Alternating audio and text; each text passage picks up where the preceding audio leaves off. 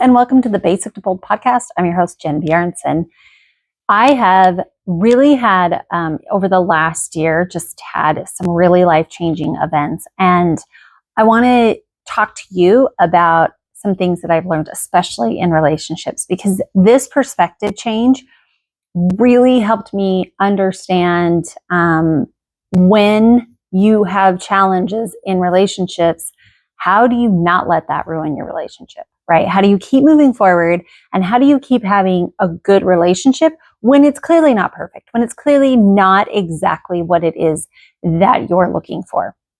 Now, before we get started, I definitely want to say I will be talking about healthy relationships. I will be very, very general in healthy relationships. I'm not talking about if this is abusive in any way or toxic in any way. That's not my realm of expertise.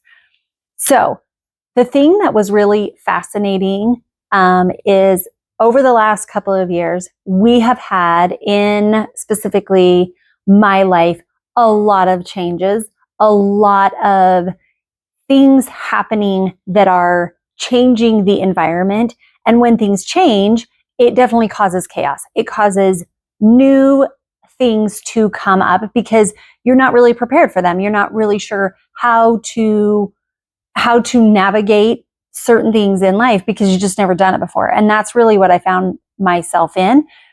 And what was fascinating is now with this chaos, even though some of the things were great, some of the things were just challenges and sucky at life, with all of these new changes, it brought up a lot of challenges between me and other people because I didn't feel like they were handling it the right way, or I felt like it was now coming back on me, and I felt the responsibility to now hold up, keep all of this train wreck of a family and of a relationship going. And I don't laugh because it was funny. It's kind of one of those things where you're just like, you're looking around going, what is happening? We were like, life was good. Life was going great. Life was not perfect, but it was going well. And now this is like a train wreck on top of a dumpster fire. What is happening is kind of how it felt. What I realized is when I got to this point where it just really came to, I don't know what to do. Like, I don't even know how to communicate what the problem is. I don't even know how to fix this problem. And we just kind of got to barrel through. At the same time, I was really getting close to burnout and not being able to, I can't keep going, but I have to keep going. And if I have to keep going, what are my options? And so as I did a lot of like figuring out what does this mean? What do I want this to look like? Because I do believe that just because life is happening around us, we do get to curate it in a way that is the best for us. And we get to come out of it in a way that we want it to. So just because it started one way doesn't mean it have to end that way. When I started noticing all of this chaos, what it came down to is learning how to accept and have, some people call it holding space, some people call it grace, some people call it empathy. But the reality is, how do you be you and get what you want and get what you need while there are other people still not perfect dealing with their own issues? Okay. And this is going to happen a lot in relationships because the reality of just maybe you do have a need, but maybe other people can't meet that need. And so we're going to go into this whole thing. So here's what I came up with as a framework. And it has been so helpful that to recognize that things are not going to be perfect. At the same time, we can still be happy, we can still be at peace, and we can still move forward in a good relationship while things are still chaotic. And maybe it's not exactly the relationship that's perfectly meeting your needs. So here's what I figured out. When there is a challenge in your life, it is my responsibility to figure out what the problem is. I heard as a mentor said, the biggest thing that you can do is figure out the problem. What is the problem? In any life's chaos or relationships, money, health, doesn't matter. Figure out the problem, because once you figure out the problem, now you can start working towards a solution. But a lot of people don't even know what the problem is. And I found that it took me a minute as I started diving into this train wreck of an experience. I thought, what is the problem? What are we dealing with? And that took a minute. That really took a minute to figure out what the problem was. But the thing is that's interesting, it doesn't even this specific thing isn't so much a specific problem as just figure whatever you're dealing with and whatever I'm dealing with are going to be different things, but figuring out the problem is the key part of it. And one of the things that helped me figure out the problem is going back to what emotions I was feeling and what unmet need was starting to come up. What was I trying to get out of this? So I was feeling anger. Okay, I'm trying to get significance out of this. I'm feeling a shame. I'm trying to get love and connection out of this situation. So understanding the connection of those different things, and they're always going to, there's going to be a mashup of so many different things. So like I could sit there and it's not always disgust or shame with love and connection. It's a variety of things, but you have to sit with yourself and you have to first figure that out. So if you can figure out the problem, I'm feeling this emotion, I think it's getting me, or I know it's getting me this unmet need. Great. Okay.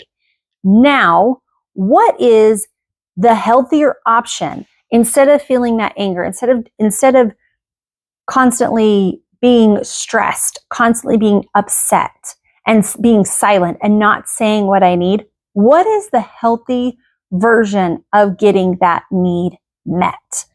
So if I want love and connection, I figured that out. Okay, I'm feeling mad because I'm not getting love and connection. Got it. That's the problem. Now, what's the solution? Maybe I need to go tell my partner I need 2 hugs a day.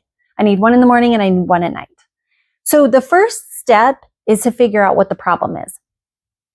And that's using that framework, using that formula will start to help you. Now you might have to kind of dig through some emotions. You might have to get a little uncomfortable with yourself, but that's the first step. And then now we go into, okay, it's not fair for you to just know this. We now need to communicate that with the people that it's affecting. So I'm just going to use having a spouse, right? So in the idea that I have been feeling very frustrated, that's coming out. That's affecting your relationship in some way. That you've probably been short. You've probably been a little bit more curt, or you've been more silent, right? Like it's come out in a certain way. So it's really important to now have the conversation with your spouse to say, okay, honey, I have recognized I am not getting love and connection. That's what I am craving. I started out with like kind of being silent, kind of being frustrated, and I've noticed that about myself. What I need is I need a hug in the morning and I need a hug at night. That's what I need. Okay. So that's the healthy interaction.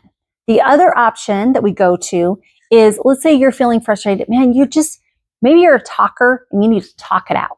Okay. You're like, I'm noticing I'm feeling really frustrated at you. I don't know what it is I need. That's the conversation that we need to have. We need to sit down. We need to say, look, I am feeling really frustrated at you. I don't know why. I don't know what it is. I don't know if I need more love and connection.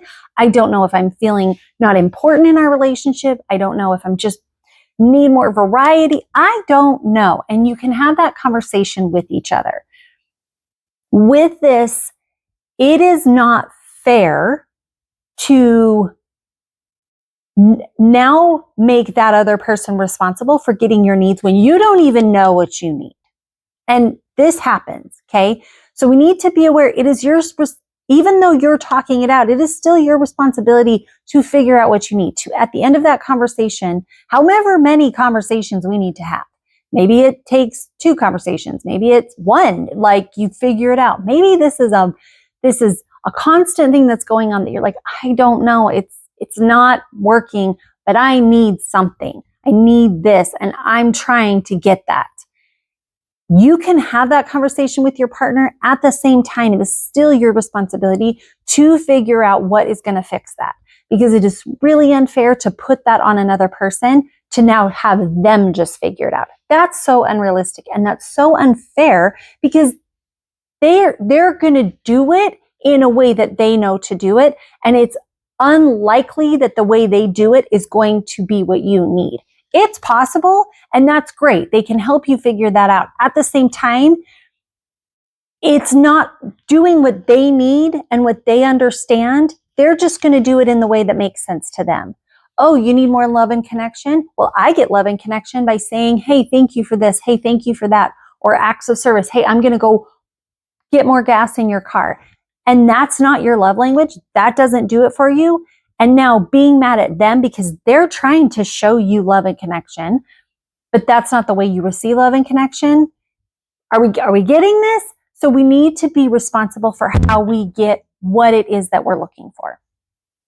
Now we come to the third thing. Let's say you sit down and you have this conversation, and let's say you know exactly what it is. You know exactly what the problem is. I need love and connection. I want a hug in the morning. I need a hug at night. That will do it. And I know that will do it. Now, it is the person's right to absolutely look at you and say, I understand.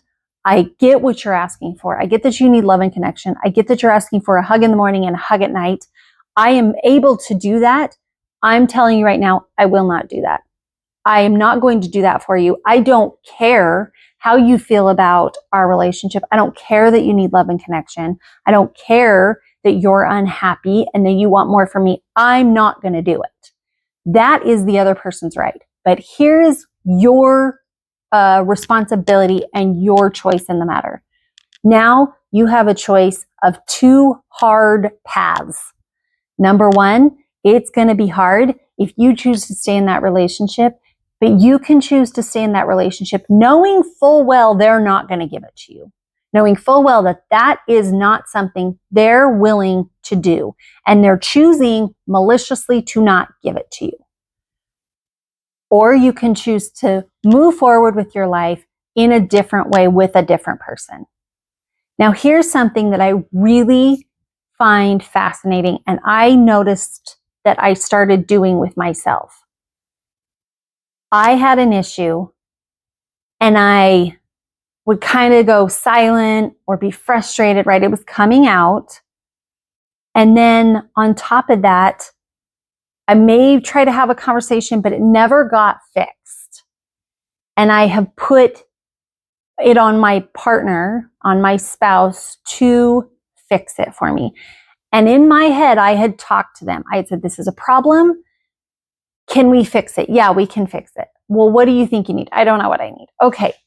So now he's trying. It's not really working.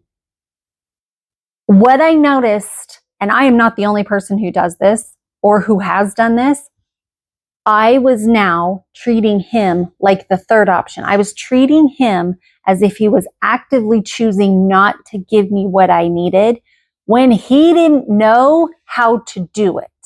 It's unfair to not know what you need, not know what the problem is, and then treat your significant other or a person you're in a relationship with as if they're actively choosing maliciously not to give it to you. Those are 2 different things. There's a big difference of we don't know how or we don't know what needs to be done to fix this, and the completely opposite of I will not fix this. I will not do this. Those are completely 2 different things. And what I find, and I think this is really interesting, the more I watch other couples, is there's going to be times, especially in marriage, there's going to be times when there is going to be a problem and you just don't know how to fix it. But the thing that I hear more and more from people is, oh, they know They just don't care. And when you listen to the other person, they are absolutely blindsided as to why the marriage fell apart. And that tells me that person did not know, or they kind of had an idea, but they had no idea how to fix it. And so this is where, as the person who's upset, if the other person doesn't understand, it is your job to absolutely figure out what it is that you need. It's your job to communicate it. And I get it. There's a lot of times that we could say, oh, I've talked to him. Oh, no, I've told him. You may have told them. But the words that you're using, the language you're using to communicate is not getting through. They're not getting it. Because unless they have specifically said, I understand, I get what you're needing, and I get what it is that you're asking, I will not do it. I think the majority of the time people want their relationships to work. Otherwise, I don't know why you'd get in a relationship if you don't want it to work.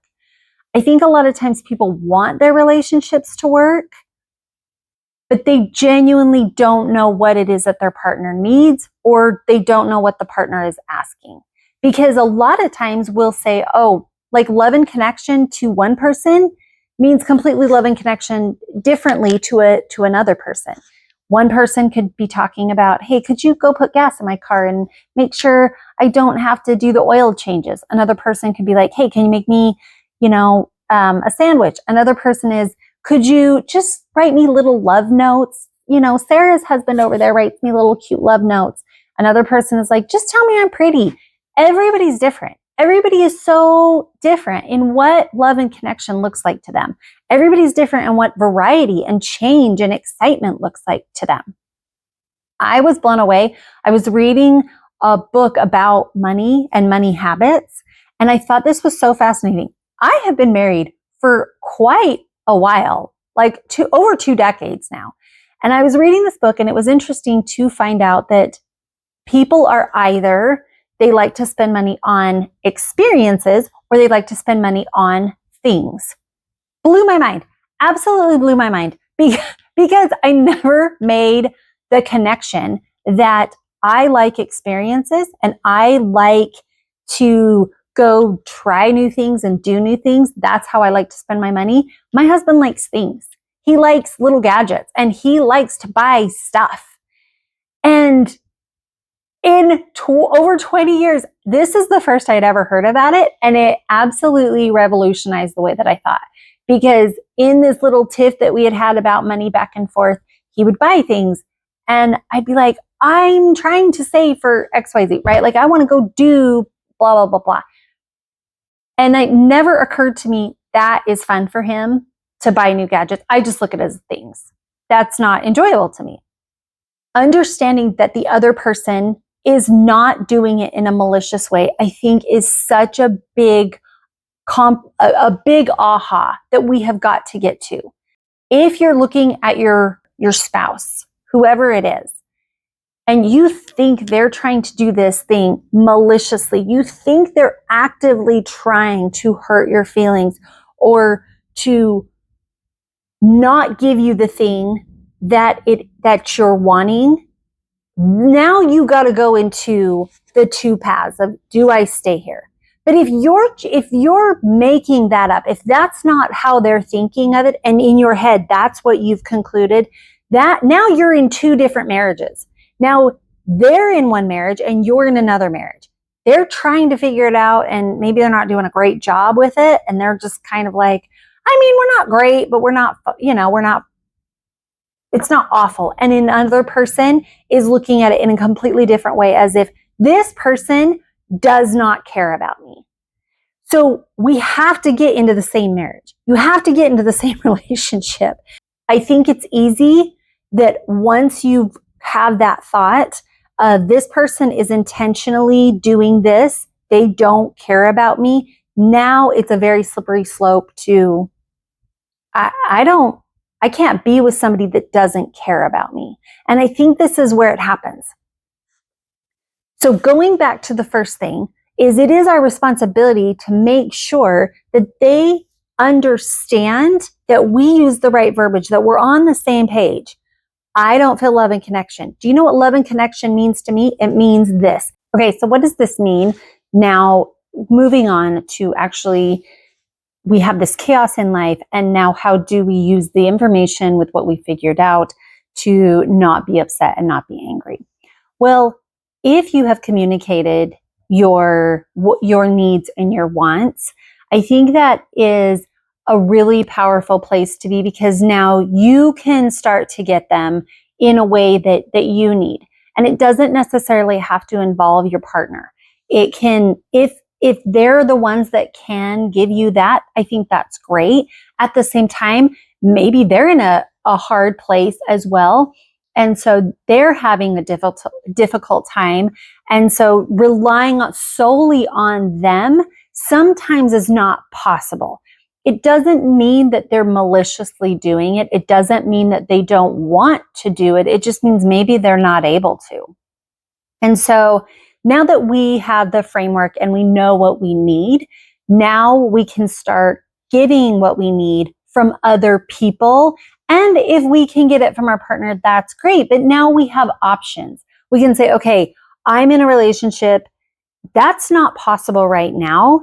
I have a choice to be really angry, or I can move forward in that, you know what? Maybe I don't need that person to give this to me, and that's okay.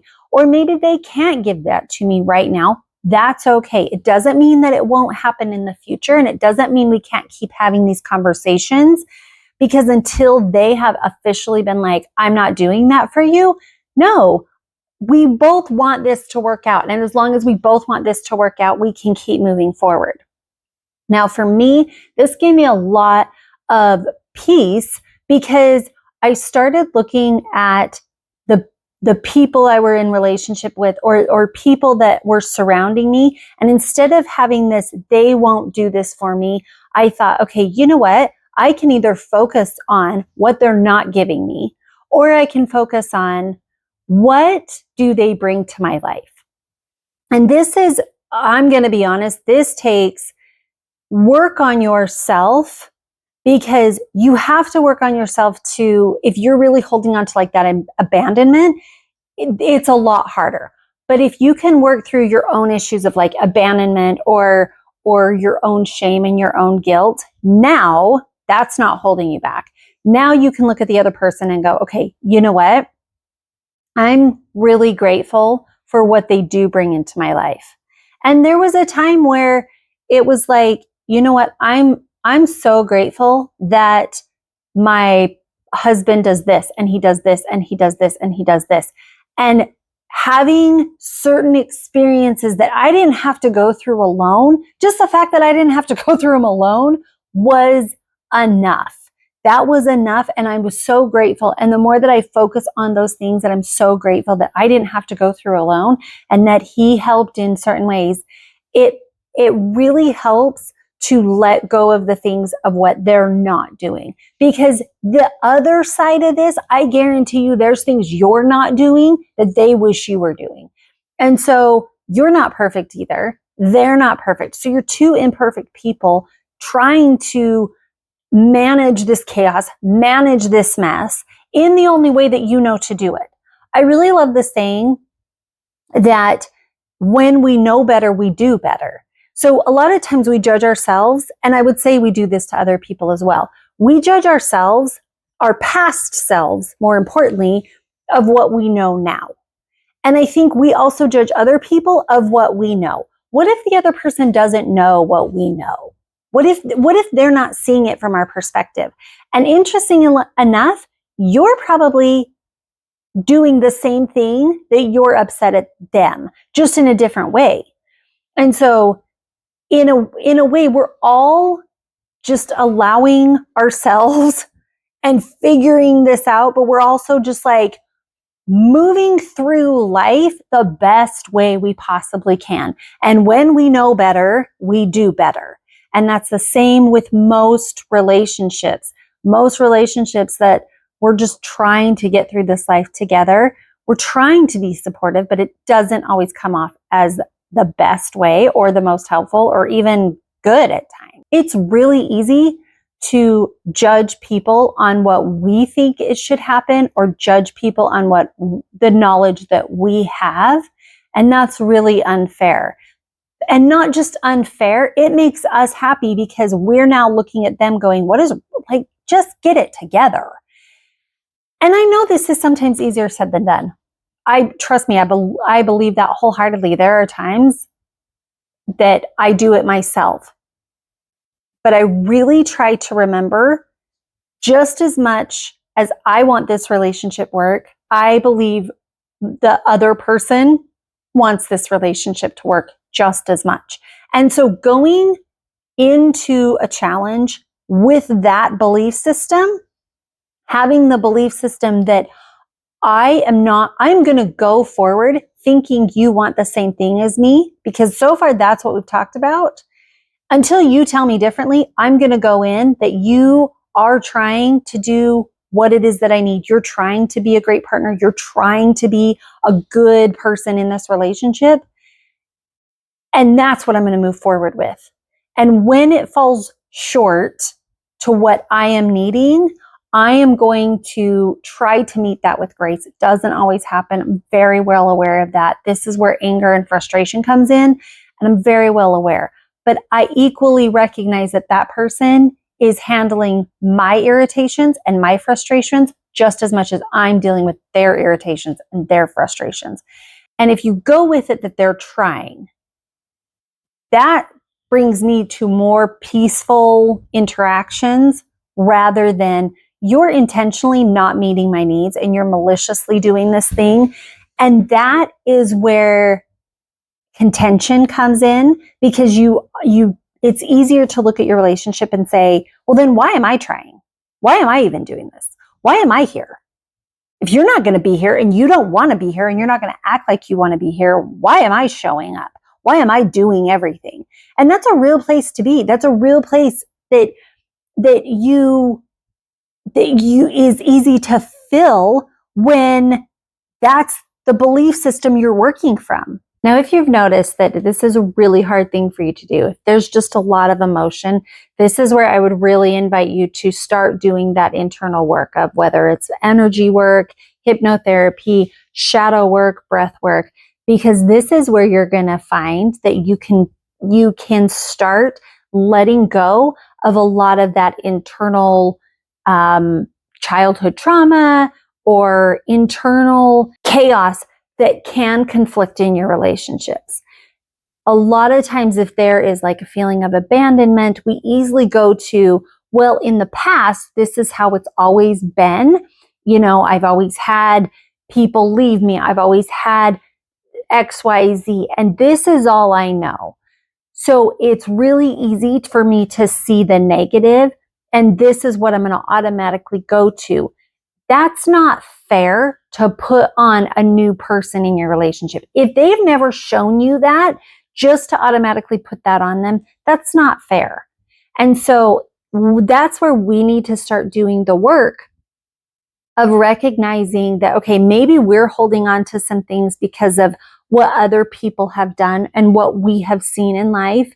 And I get that. It's easy to say, hey, there are good relationships out there. If you've never seen a good relationship, it's understandable to not know what that looks like, to not know how to behave in a good relationship.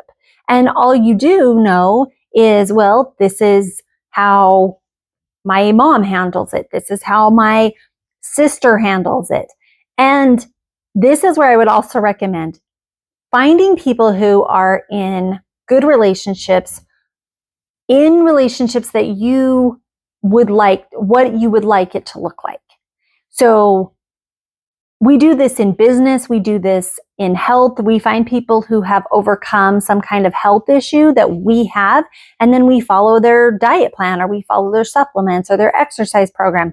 That's not uncommon.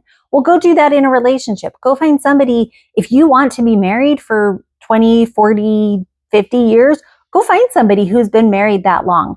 And if they're telling you that, hey, learn to be this, learn to let this go, learn this, learn that. That's how you're going to get there to a better relationship.